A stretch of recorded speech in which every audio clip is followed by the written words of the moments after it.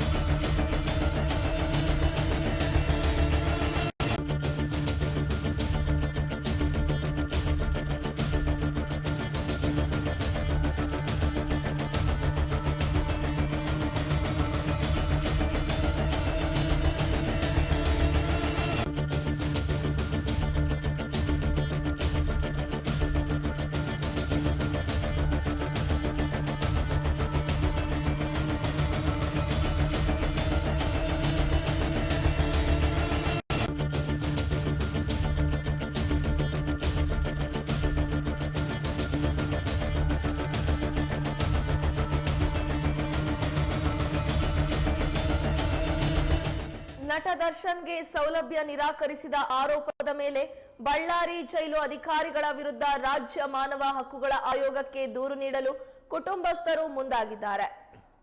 ಜೈಲಿನ ಹಿರಿಯ ಅಧಿಕಾರಿಗಳು ಈ ಆರೋಪವನ್ನ ನಿರಾಕರಿಸಿದ್ದಾರೆ ಮತ್ತು ಜೈಲು ನಿಯಮಗಳ ಪ್ರಕಾರ ನಟನನ್ನ ನಡೆಸಿಕೊಳ್ಳಲಾಗ್ತಾ ಇದೆ ಎಂದು ಹೇಳಿದ್ದಾರೆ.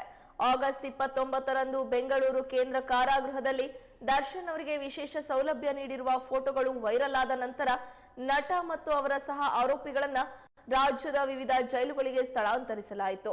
ನಿಯಮಾನುಸಾರ ದರ್ಶನ್ ಅವರ ಸೆಲ್ನಲ್ಲಿ ಟೆಲಿವಿಷನ್ ಹಾಗೂ ಸರ್ಜಿಕಲ್ ಚೇರ್ ನೀಡಲಾಗಿದೆ. ಈಗ ಆತ ದಿಂಬು, ಬೆಡ್ಶೀಟ್ ಮತ್ತಿತರ ಬೇಡಿಕೆ ಇಡ್ತಿದ್ದಾರೆ ಎಂದು ಜೈಲಿನ ಅಧಿಕಾರಿಯೊಬ್ಬರು ತಿಳಿಸಿದ್ದಾರೆ.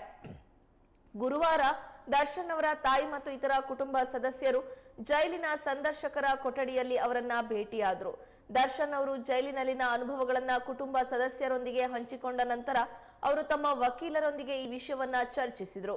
ದರ್ಶನ್ ಅವರನ್ನ ವಿಚಾರಣಾಧೀನ ಕೈದಿಯಂತೆ ನಡೆಸಿಕೊಳ್ತಾ ಇಲ್ಲ ಎಂದು ಕುಟುಂಬದವರು ನಂಬಿದ್ದು, ಹೀಗಾಗಿ HSRCಗೆ ದೂರು ಸಲ್ಲಿಸುವಂತೆ ಅವರ ವಕೀಲರು ಸೂಚಿಸಿದ್ದಾರೆ ಅನ್ನೋ ಮಾಹಿತಿ ಲಭ್ಯವಾಗಿದೆ.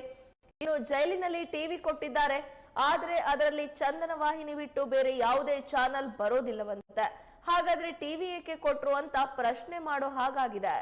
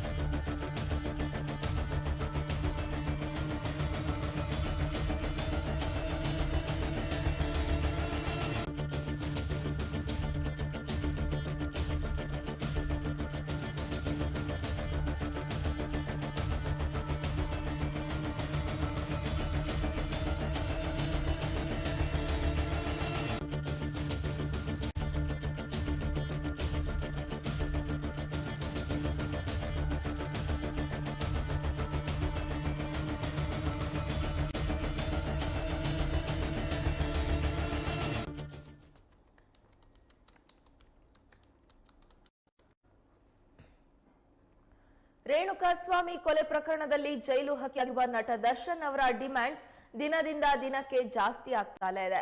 ಸರ್ಜಿಕಲ್ ಚೇರ್ ಆಯ್ತು, ಮೆತ್ತನೆ ದಿಂಬು, ಹಾಸಿಗೆ, ಸಿಗರೇಟ್ ಹೀಗೆ ಮುಂದುವರಿತಾಲೇ ಇದೆ. ಸೆಲ್ ಮ್ಯಾನ್ಯುಯಲ್ ಪ್ರಕಾರ ಕೊಡಬೇಕಾಗಿರುವ ಸವಲತ್ತುಗಳನ್ನ ಈಗಾಗಲೇ ದರ್ಶನ್ ಅವರಿಗೆ ನಾವು ನೀಡಿದ್ದೇವೆ ಅಂತ ಪೊಲೀಸ್ ಅಧಿಕಾರಿಗಳು ಸಹ ಹೇಳ್ತಾ ಇದ್ದಾರೆ.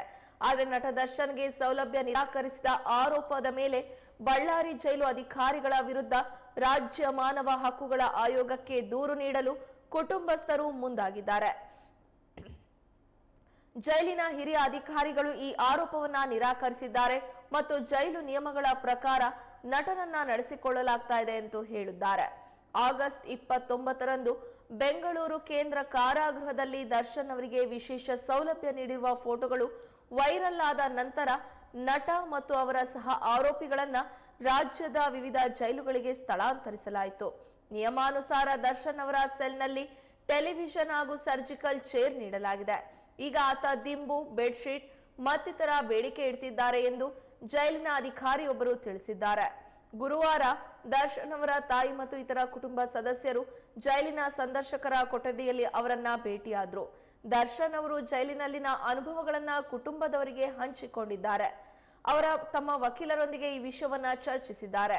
ದರ್ಶನ್ ಅವರನ್ನ ವಿಚಾರಣಾಧೀನ ಕೈದಿಯಂತೆ ನಡೆಸಿಕೊಳ್ತಾ ಇಲ್ಲ ಎಂದು ಕುಟುಂಬದವರು ನಂಬಿದ್ದು, ಹೀಗಾಗಿ SHRCಗೆ ದೂರು ಸಲ್ಲಿಸುವಂತೆ ಅವರ ವಕೀಲರು ಸೂಚಿಸಿದ್ದಾರೆ ಅನ್ನೋ ಮಾಹಿತಿ ಲಭ್ಯವಾಗಿದೆ.